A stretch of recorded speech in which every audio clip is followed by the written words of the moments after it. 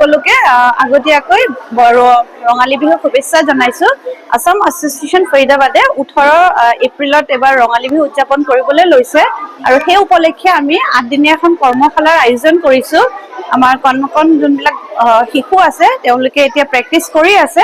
আপোনালোকে যেন সকলো আহে আৰু তেওঁলোকক উৎসাহিত কৰে আৰু লগতে আমাকো যেন চবকে মানে এনকাৰেজ কৰে বিহুত কাৰণে। ধন্যবাদ।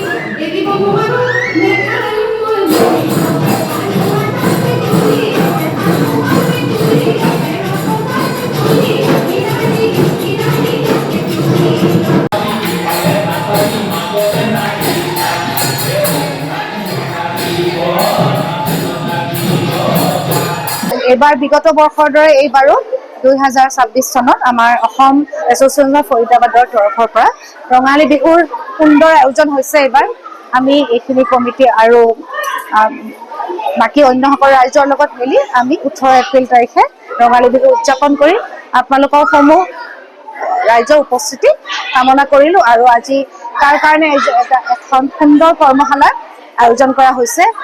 গতিকে এইখিনি আৰু বিহুলৈকে চবৰে আন্তৰিক শুভেচ্ছা।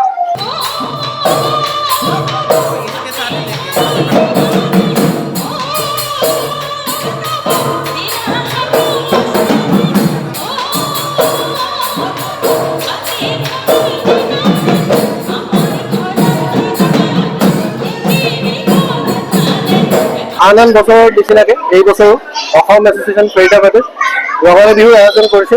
অহা 18 এপ্ৰিল 2026 শনিবাৰে আমি অসম এছ'চিয়েশ্যন ফৰিদাবাদে ৰঙালী বিহুৰ আয়োজন কৰিছোঁ। এই ৰঙালী বিহুত অংশগ্ৰহণ কৰিবলৈ আমি সমূহ ৰাইজকে আমন্ত্ৰণ জনাইছোঁ। এই ৰঙালী বিহুৰ লগতে সম্পৰ্ক ৰাখি আজি আমি এখন কৰ্মশালাৰ আয়োজন কৰিছোঁ। এই কৰ্মশালাখনত আমি ল'ৰা ছোৱালীবিলাকক চেষ্টা কৰিছোঁ যে তেওঁলোকে যাতে তেওঁলোকৰ গুৰি শিপাডালৰ লগত চিনাকি হ'বলৈ সুবিধা পায়। আমি ইয়াতে বিহু হুঁচৰি নাচ গানকে আদি কৰি আন বিভিন্ন ধৰণৰ অসমীয়া কৃষ্টি সংস্কৃতিৰ লগত জড়িত বস্তুবিলাকৰ লগত ল'ৰা ছোৱালীখিনিক অৱগত কৰিবলৈ চেষ্টা কৰিছোঁ।